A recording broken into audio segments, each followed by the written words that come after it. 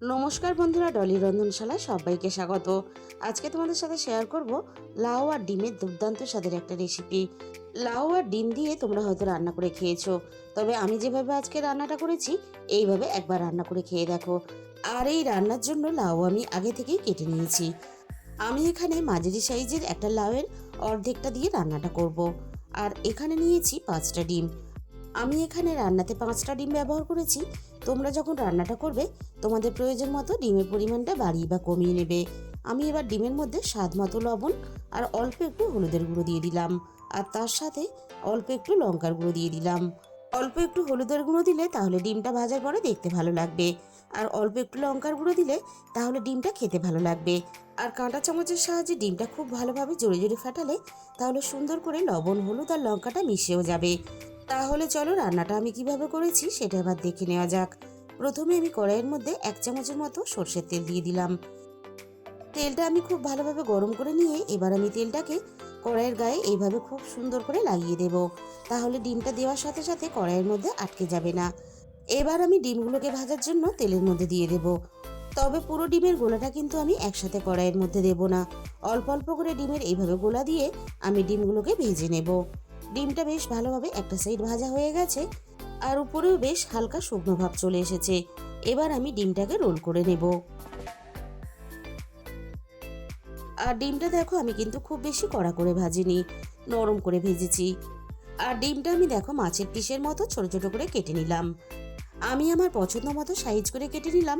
তোমরা যখন রান্নাটা করবে তোমরা তখন তোমাদের পছন্দ মতো ছোট বা বড় যেরকম মনে হবে সেরকমই কেটে নেবে। বাকি ডিমের গোলাটা ঠিক একইভাবে কড়াইয়ের মধ্যে দিয়ে আমি ডিমগুলো ভেজে নেব। আর এইভাবে ডিম রান্না করলে তাহলে অল্প ডিমেই কিন্তু পরিবারের লোক সংখ্যা একটু বেশি হলেও সবাইরই কিন্তু হয়ে যাবে। আর এইভাবে ডিম ভেজে লাউ দিয়ে ডিম রান্না করলে রান্নার স্বাদ কিন্তু অনেক বেশি ভালো হয়। ডিমগুলো আমার ভাজা রেডি হয়ে গেছে। এবার আমি ভাজা ডিমগুলো কড়াই থেকে নামিয়ে নেব। সবগুলো ডিম দেখো আমি একইভাবে ভেজে রেডি করে নিয়েছি। আমি আবারও কড়াইয়ের মধ্যে প্রয়োজন মতো তেল দিয়ে দেব। তেলটা আমি খুব ভালোভাবে গরম করে নিয়ে এবার আমি এই রান্নার জন্য বড়ি ভেজে নেব। ডিমের সাথে সাথে অল্প একটু বড়ি ভেজে রান্নাতে দিলে তাহলে লাউ রান্নার স্বাদ কিন্তু অনেক বেশি ভালো হয়।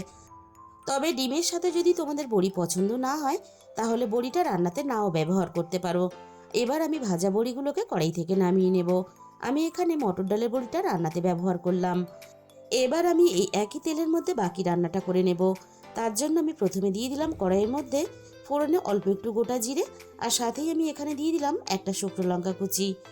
আর দিয়ে দিলাম এখানে ফোড়নে একটা তেজপাতা কুচি।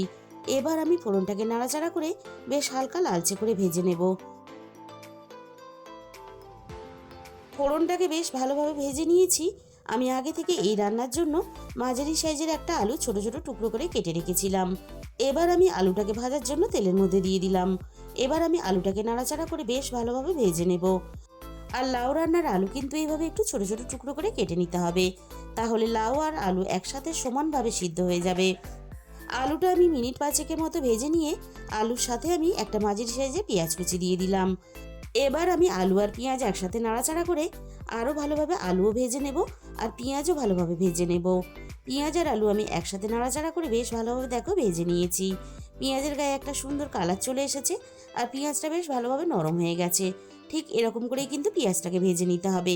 অল্প একটু জল দিয়ে দিলাম যাতে বাকি মশলাগুলো দেওয়ার সাথে সাথে পুড়ে না যায়। এবার আমি এখানে দিয়ে দিলাম 1 চামচ আদা বাটা। আর সাথেই আমি এখানে দিয়ে দেব 1 চামচ রসুন বাটা। আর রসুনটা কিন্তু রান্নাতে অবশ্যই ব্যবহার করবে, তবেই কিন্তু রান্নাটা খেতে বেশি ভালো লাগবে। এবার আমি আদা রসুনটা নাড়াচাড়া করে বেশ ভালোভাবে একটু কষিয়ে নেব, আদা রসুনের কাঁচা গন্ধটা চলে যাওয়া পর্যন্ত। এবার আমি রান্নার মধ্যে একে একে গুঁড়ো মশলাগুলো দিয়ে দেব। প্রথমে আমি দিয়ে দিলাম 1 চামচ হলুদের গুঁড়ো। আর সাথেই আমি এখানে দিয়ে দেব অল্প একটু লঙ্কার গুঁড়ো। লাউ রান্নাতে খুব বেশি কিন্তু ঝাল হলে খেতে ভালো লাগে না, তবে তোমাদের স্বাদ মতো লঙ্কার গুঁড়োটা রান্নাতে ব্যবহার করবে। এবার আমি রান্নার মধ্যে 1/2 চামচের একটু বেশি ধনে গুঁড়ো দিয়ে দিলাম। আর সাথেই আমি 1/2 চামচের একটু বেশি জিরে গুঁড়ো দিয়ে দিলাম। আর সাথেই আমি এখানে দিয়ে দেব অল্প একটু টমেটো কুচি। এবার আমি সমস্ত গুঁড়ো মশলা একটু সময় নিয়ে আলুর সাথে নাড়াচাড়া করে বেশ ভালোভাবে কষিয়ে নেব। মিনিট 6-7 মতো আমি সব কিছু একসাথে নাড়াচাড়া করে বেশ ভালোভাবে কষিয়ে নিলাম। এর থেকে বেশি আর কষানোর দরকার নেই, রান্না থেকে সুন্দরভাবে তেলও ছেড়ে দিয়েছে। এবার আমি কেটে রাখা লাউটা দিয়ে দিলাম।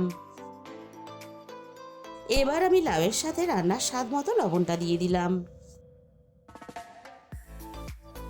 এবার আমি মশলার সাথে লাউটা নাড়াচাড়া করে খুব ভালোভাবে একটু কষিয়ে নেব। মিনিট 6-7 মতো আমি লাউটা নাড়াচাড়া করে বেশ ভালোভাবে কষিয়ে নিলাম। আর লাউ থেকে হালকা জল ছাড়তে শুরু করেছে। লাউটা আরও একটু ভালোভাবে নরম হওয়ার জন্য এবার আমি কড়াইটা একটু ঢাকা দিয়ে দেব। 5 মিনিটের মতো আমি কড়াইটা লো ফ্লেমে ঢাকা দিয়ে দিয়েছিলাম। লাউটা বেশ ভালোভাবে আগের থেকে কিন্তু অনেকটাই নরম হয়ে গেছে। আবারও আমি মিনিট 2-3 মতো একটু নাড়াচাড়া করে নেব। এবার আমি রান্নার মধ্যে অল্প একটু স্বাদ মতো চিনি দিয়ে দিলাম। চিনিটা কিন্তু অবশ্যই ব্যবহার করবে, তাহলে রান্নার স্বাদের ব্যালেন্সটা ঠিক থাকবে। তার সাথে সাথে রান্নাটা খেতেও ভালো লাগবে। চিনিটা আমি লাউয়ের সাথে নাড়াচাড়া করে মিশিয়ে দিয়ে এবার আমি রান্নার মধ্যে পরিমাণ মতো জল দিয়ে দিলাম। তবে এই রান্নাটা আমি কিন্তু খুব বেশি ঝোল করে রান্না করব না। আমি এই রান্নাটা একটু মাখা মাখা করে করব, তাই কিন্তু আমি খুব বেশি জল দিলাম না। তোমরা যখন রান্নাটা করবে তখন যেরকম ঝোল রাখতে চাও সেই হিসাব করে জলটা দিয়ে দেবে। আর রান্নাটা বেশ হালকা ফুটে উঠেছে। এবার আমি 1/2 চামচ গরম মশলার গুঁড়ো দিয়ে দিলাম। একই সাথে আমি ভাজা বড়িগুলোকে দিয়ে দিলাম। আর বড়িগুলো আমি হাত দিয়ে একটু ভেঙে গুঁড়ো করে নিয়েছিলাম। বড়িটা একটু এইভাবে ভেঙে দিলে যেমন রান্নার স্বাদটাও ভালো হবে, তেমনই কিন্তু রান্নাটাও বেশ মাখা মাখা হবে। এবার আমি সবকিছু একসাথে নাড়াচাড়া করে খুব ভালোভাবে মিশিয়ে দেব। এবার আমি কড়াইটা ঢাকা দিয়ে রান্নাটা ভালোভাবে করে নেব। মিনিট 15 মতো আমি রান্নাটা করে নিয়েছি। এবার আমি কড়াইয়ের ঢাকাটাকে সরিয়ে নিলাম। এবার আমি একটু নাড়াচাড়া করে দেখে নেব লাউ আর আলু ভালোভাবে সিদ্ধ হয়েছে কিনা। লাউ আলু সবকিছুই কিন্তু ভালোভাবে সিদ্ধ হয়ে গেছে। এবার আমি ভেজে রাখা ডিমগুলোকে দিয়ে দেব।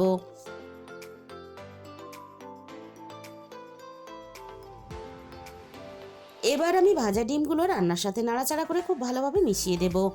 লাউ আর ডিম আমি একসাথে আরও 3-4 মিনিটের মতো রান্না করে নেব। এইভাবে লাউ দিয়ে ডিম রান্না করলে গরম গরম ভাতের সাথেও যেমন খেতে ভালো লাগে, তেমনই কিন্তু গরম গরম রুটির সাথেও খেতে ভালো লাগে। তাহলে বন্ধুরা, আজকের এই রেসিপিটা শেষ পর্যন্ত দেখার পরে তোমাদের যদি ভালো লেগে থাকে তাহলে ভিডিওতে একটা লাইক করে দিও আর নিজেদের বন্ধুদের মধ্যে শেয়ার করে দিও। আর কমেন্টের মাধ্যমে জানিও তোমাদের কেমন লাগলো।